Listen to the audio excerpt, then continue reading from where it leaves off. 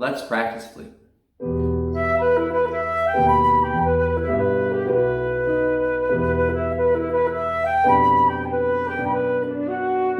Hi. This video is going to cover a few of my favorite ways of practicing the first movement of the Reinecke Sonata Undine. There are two main components of this movement, the lyrical sections and the 16th note sections. The challenge for me in the lyrical sections is maintaining a very smooth and connected line throughout the intervals of thirds, fourths, and fifths, etc. So I'm going to practice those lyrical sections two different ways. The first of which is going to be interval skipping. Now, I'm not actually going to skip any notes. In fact, I'm going to be playing each note twice. The skipping is meant to be kind of fun and playful. We should have fun when we play the flute too. So for example, I'll play E, B, B, E, E, B, B, E, E, G, G, B, B, G, G, B, etc. Listening for smooth and connected intervals.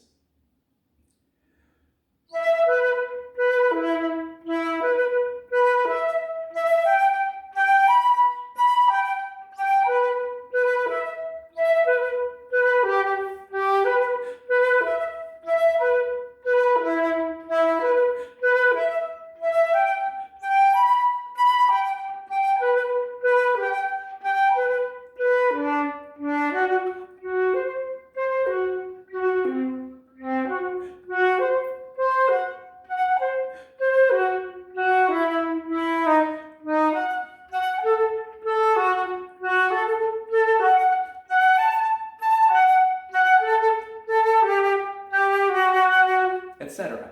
And I apply that to all of these lyrical sections. There, when it comes back in measure 121 in a different key, and then again at the end, the last half page or last page or so.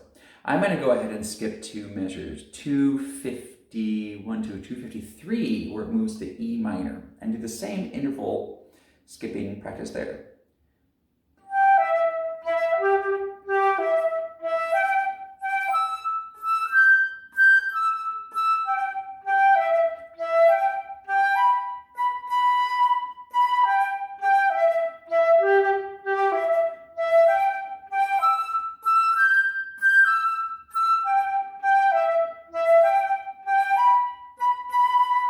Etc.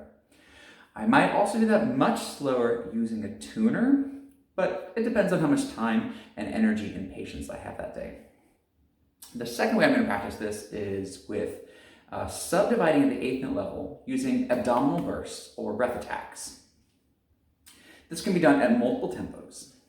It's going to be used initially to feel the embouchure relaxed, but getting a core tone and the support of the abdominal muscles for the sound.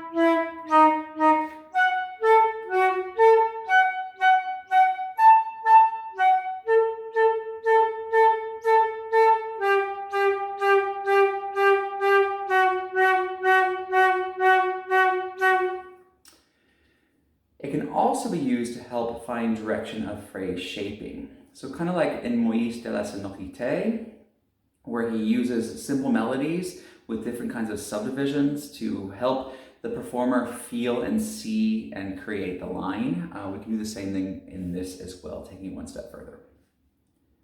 Now the second component is the technique. These 16th note sections are hard.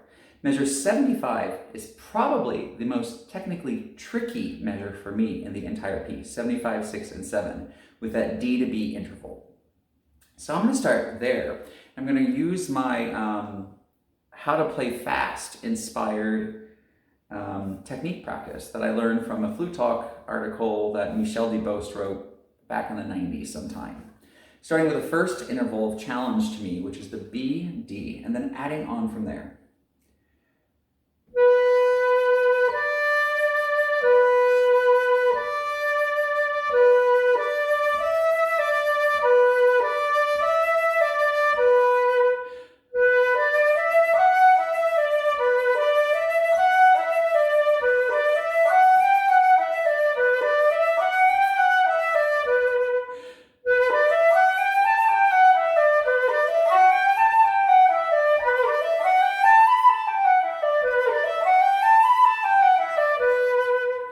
Moving from 2s, 3s, 4s, 5s, and then 6s, which gets me the beat that I need in this.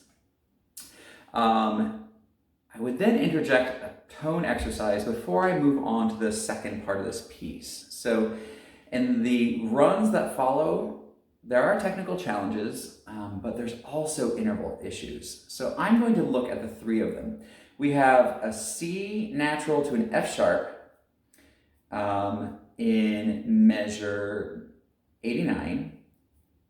We have a D natural to a G sharp in measure 97.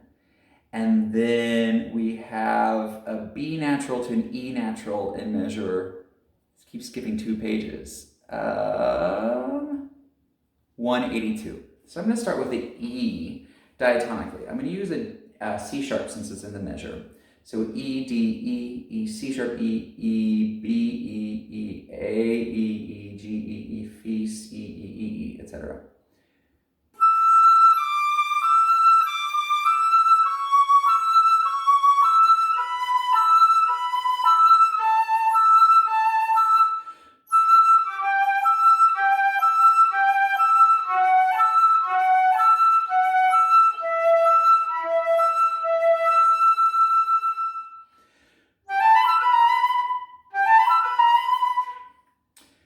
Next, I'll go to the F sharp, which is like what we see in measure 89, using just G major diatonic, or E minor diatonic.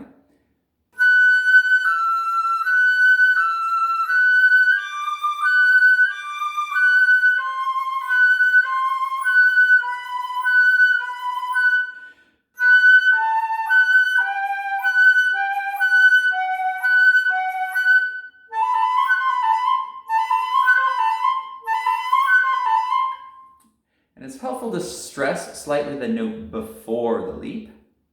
And now I'm going to do the same thing from a G sharp, keeping a C sharp in there because that's what we have in that measure.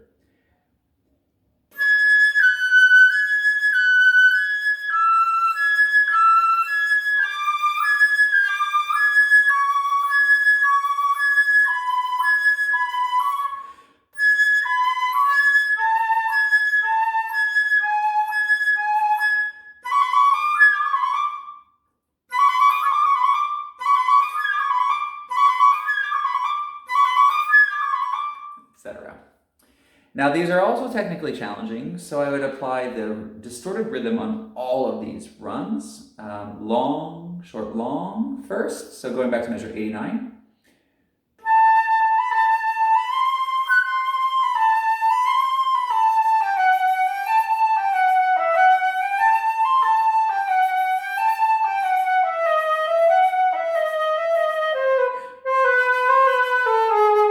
And short, long, short, long.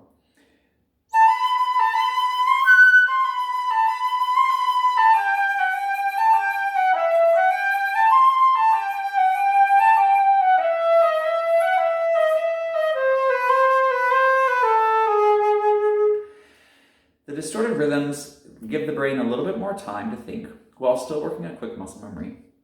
Plus, it just breaks us out of our normal pattern, which can at least make practicing slightly more interesting, but it also engages the brain in different ways.